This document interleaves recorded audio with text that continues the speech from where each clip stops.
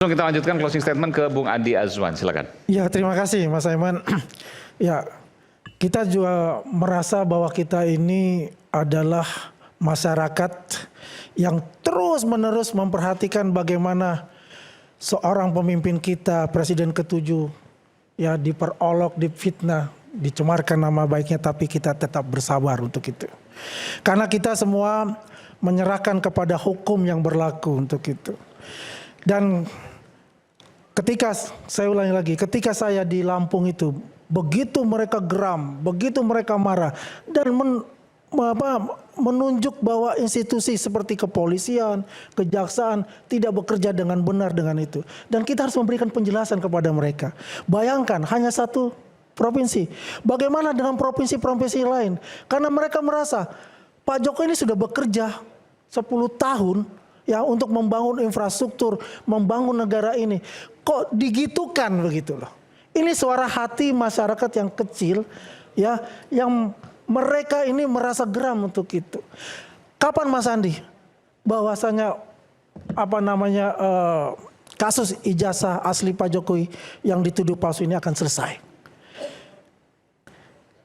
Kita ikuti apa yang dikatakan oleh Pak Jokowi, kita harus patuh dengan hukum. Pembuktiannya nanti di pengadilan.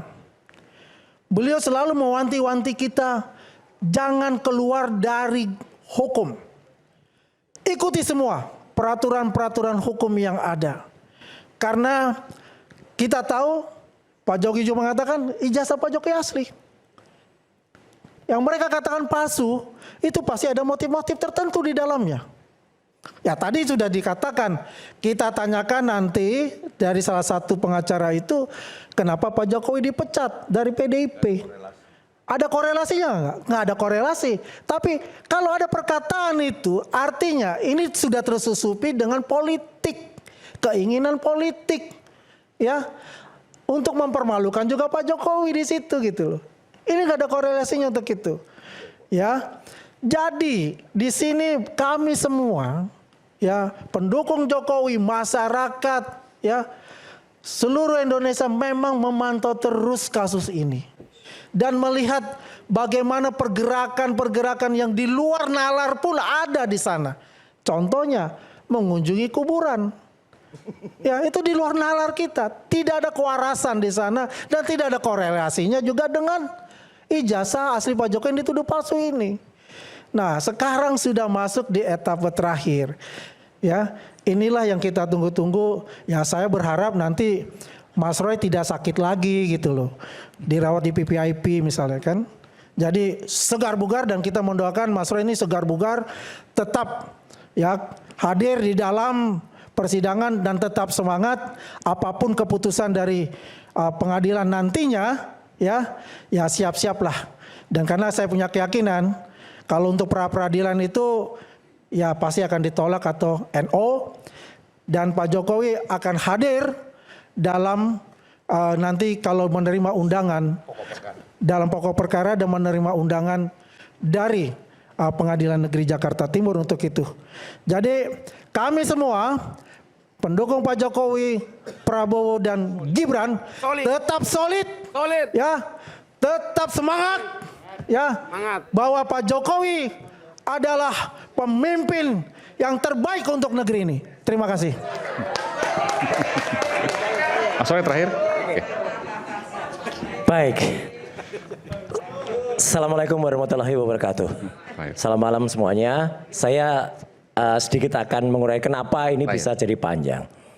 Ya. Semua itu juga berawal dari seseorang yang sangat tidak negarawan dan sangat tidak punya sifat kepada masyarakat baik ya gitu. Yang sejak awal sudah jelas ditanya. Kalau dari awal dia tunjukkan ijazahnya udah selesai. Banyak banget tuh contohnya. Saya nggak akan ngulang-ulangi lagi ya. Apa yang dilakukan Obama, apa yang dilakukan oleh Pak Arsul Sani. Dan udah jelas ya. Makin parah lagi ya. Sikap ini didukung oleh para termul yang nggak punya legal standing itu. Kalau dengan pengacara Pak Jokowi asli kayak Pak Rifai, Pak Firmanto, kemudian Pak Yaakob, itu kita hormat. Mereka pegang surat kuasa khusus bertanda tangan Joko Widodo. yang mereka untuk membela dia. Ya itu clear Mas Aiman. Tapi kan banyak ada pengacara merah putih hitam yang dengan konyolnya kemarin itu salah satunya contohnya Christoporus Suhadi itu ya. Itu kan udah jelas-jelas menunjukkan kelasnya itu kayak gitu tuh.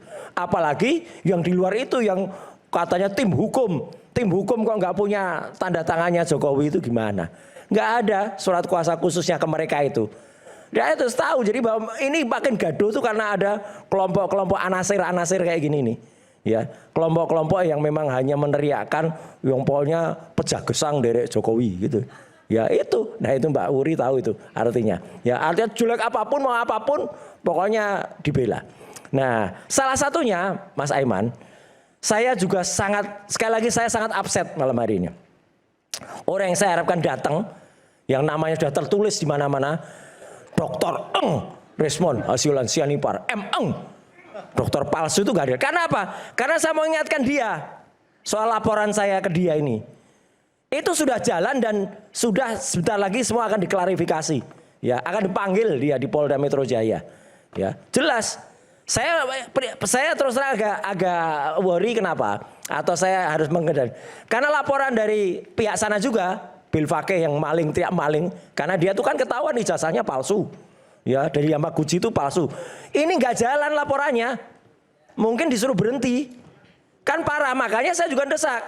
Ya, laporannya Pak Subhan Palal, kemudian laporannya Mas Irwan, itu harus jalan. Laporan ke Respon tuh udah ada banyak, Mas. Nah, apalagi laporan Pak Yusuf Kalla juga kayaknya nggak terlalu jalan gitu ya. Teman-teman Muhammadiyah mana ini gitu. Artinya apa? Orang ini jelas-jelas menunjukkan itikat yang sangat tidak bagus bagi Republik. Masih ngaku peneliti lagi. Masih berharap dia jadi tampil di sidang. Nggak bisa. Pasti selalu akan kita buang orang ini. Sama lawyernya Pak Jokowi, sama ahlinya Jokowi aja dia dibuang, apalagi di kita. Jadi jangan harap, Mas. Makanya kita juga heran ya, kenapa dia tidak hadir malam hari ini.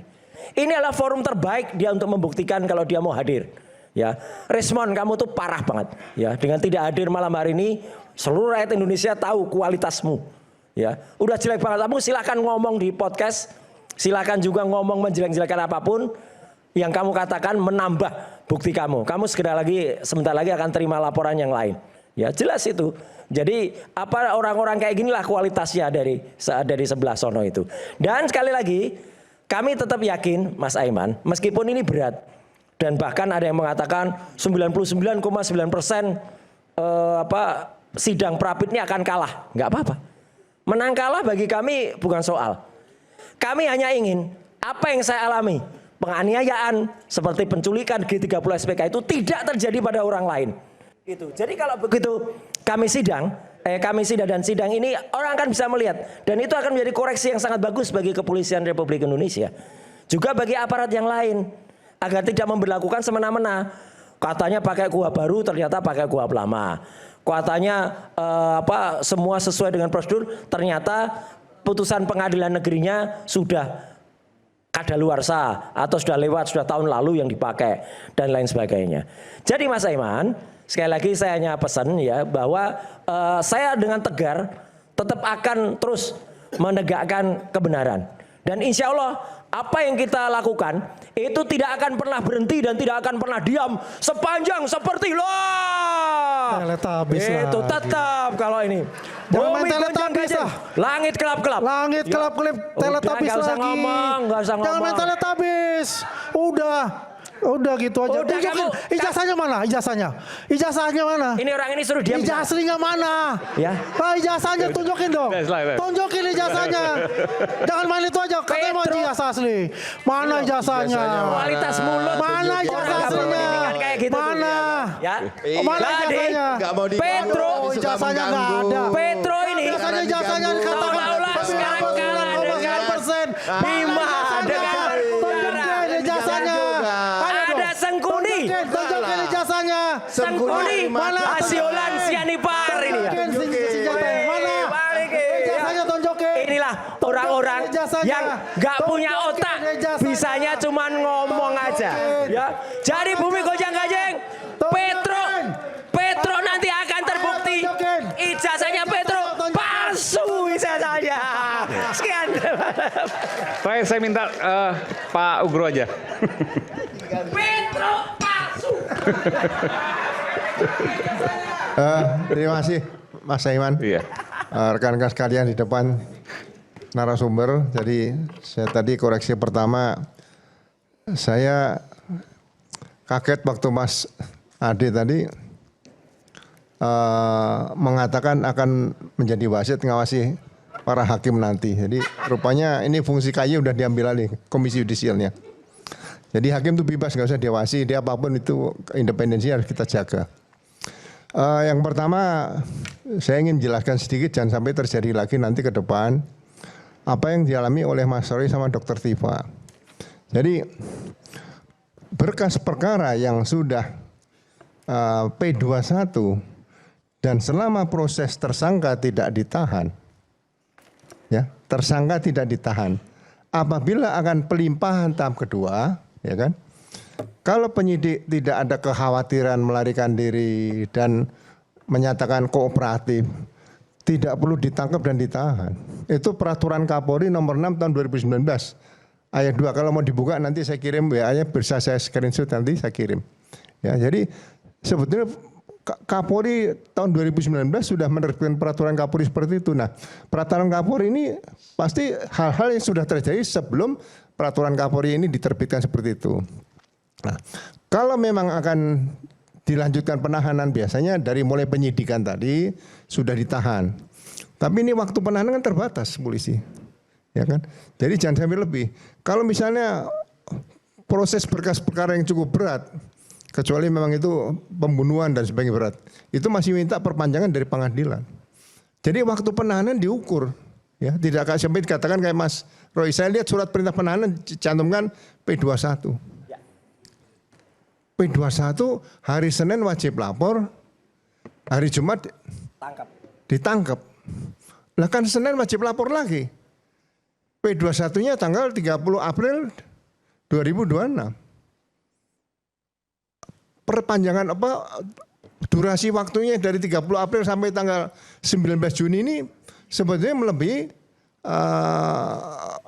pedoman Kejaksaan Republik Indonesia yang tanda tangan pada tanggal 2 Januari 2026 di situ sebutkan 14 hari. Nah, hal-hal ini kalau diajukan ke pra-peradilan sebelum pelimpahan ke pengadilan, ini menurut saya untuk supaya penyempurnaan ke depan tidak terjadi pada orang-orang lain seperti itu. Jadi betul dikatakan polisi punya wewenang untuk menahan, jaksa juga punya wewenang menahan. Tapi menahan itu dapat dilakukan penahan, bukan wajib. Jadi nggak usah disuruh-suruh, oh, ditahan itu bukan wajib. Ya, seperti itu. Nah, yang kedua, berkas perkara ini kan pencemaran nama baik dan fitnah lah. Kita jangan kaitkan ke IT dulu. Saya membayangkan kenapa dari pihak pelapor itu saksi alat bukti lebih banyak. Ya, berkas perkara pencemaran nama baik itu yang perlu dibuktikan. Saya misalnya dicemarkan nama baik saya misalnya oleh si A. Nah, saya cuma tunjukkan, Pak Polisi, saya dituju ijazah saya palsu, ini ijazah saya asli, udah saya pegang aja. Tolong orang yang saya laporkan, tolong pencemaran nama baik dituduhkan pada orang yang menuduh saya seperti itu, mencemarkan nama baik saya. Lah, yang diperiksa yang mencemarkan nama baik tadi, apa yang dilakukan perbuatannya di situ. Misalnya penelitian, bagaimana penelitiannya? Yang dibebani membuktikan di situ adalah yang terlapor. Bayangkan saja kalau kasus 411 KUHP baru, perzinahan, ya kan? Yang melaporkan suaminya terhadap istrinya berzina sama orang lain. Apakah akan dibuktikan Bapak sebagai suami dari istri Bapak yang dilaporkan berzina? Bapak kawin kapan? Tahun berapa, di mana kawin, hubungan berapa, yang dibuktikan kok bapaknya terus. Loh, ini buat apa? Yang dibuktikan ya istri yang dilaporkan sama pelaku yang perzinahan di situ. Makanya ini berkas perkara 709 ya. Bukti, barang bukti. Loh, ini buat apa? Harusnya berkas perkara itu cukup, mungkin separuh buku telepon udah cukup itu. Karena ini pencemaran nama baik dan fitnah seperti itu. Jadi mudah-mudahan ini tidak terjadi kembali ya, berkas perkara yang saya dengar dari Mas Gofur ya, tingginya sampai 1,5 meter atau 1 meter 20 cm, ya kan? Berkas perkara. Berkas perkara. Perkaranya 1 meter lebih Pak tingginya Pak. Oh, Ya. 1,5 meter. 1 meter lebih, 1 meter lebih. Hah? 1 meter, ya, 1 meter lebih lah. 1 meter lebih, oh, Iya. luar biasa. Karena masuk akademi kepolisian, ya, masuk akpol itu hanya 1 meter 65 cm. Nah ini berkas perkara yang sama dengan syarat masuk akpol tadi di situ ya. Jadi maksud saya mungkin ke depan pembuktian seperti itu perlu ya rekan-rekan penasihat hukum jangan memaksakan Pak, tolong ini disita semua. Ya jadi bagi saya ini koreksi juga bagi diri saya sebagai purnawirawan ini nanti cerita sama adik-adik saya, tolong diwaspadai lagi, jangan sampai ini menjadi presiden yang buruk nanti ke depan ya. Orang pelapor dibebani membuktikan sendiri sebanyak-banyaknya. Akhirnya itu tadi, ini nanti di sidang pengadilan bebannya cukup banyak dari pelapor tadi. Seperti itu. Itu saja sih. Jadi sekali lagi mudah-mudahan ya kita ikuti sidangnya. Saya tidak berani koreksi lagi karena itu sudah masuk ranah pengadilan ya. Sekarang ada pra peradilan itu juga diatur di pasal 163 kalau salah ayat 163 yang perkara sidang ini bisa tidak akan sidang pokoknya dilakukan masih ada pra peradilan. Ya, di situ ada kalau nggak salah ayat 5 atau ayat E kalau salah. Pasal 163 di situ ya tadi saya baca ya. Oke. Jadi kita ikuti saja ya, nggak usah dibanyak perdebatannya. Yang penting ke depan sidang ini ya sudah terlanjur ya kita ikuti nanti apa yang dikatakan sama Mas Refli tadi juga bagus. Mau pakai peluru kendali atau pakai peluru revolver yang pendek saja dan sebagainya itu tergantung di sidang pengadilan nantinya. Terima kasih. Oke, baik. Terima kasih. Mau tanggapi ada? Cukup, baik. Terima kasih Bapak-Bapak semua dan ini adalah akhir dari Rakyat Bersuara untuk hari ini. Sampai bertemu pekan depan dan kita akan menyaksikan sama-sama nanti di Ayus juga baik persidangan pra peradilan Mas Roy Suryo dan kawan-kawan dan juga nanti ada sidang perdana pada hari Kamis 2 Juli 2026 sidang perdana Dr. Tifa di Pengadilan Negeri Jakarta Timur. Kami akan menyiarkan secara langsung. Kalau tidak boleh secara langsung kami akan delay yang tercepat untuk kemudian tetap mengikuti aturan dari PN Jakarta Timur. Saya Aiman Wicaksono, salam, sampai jumpa.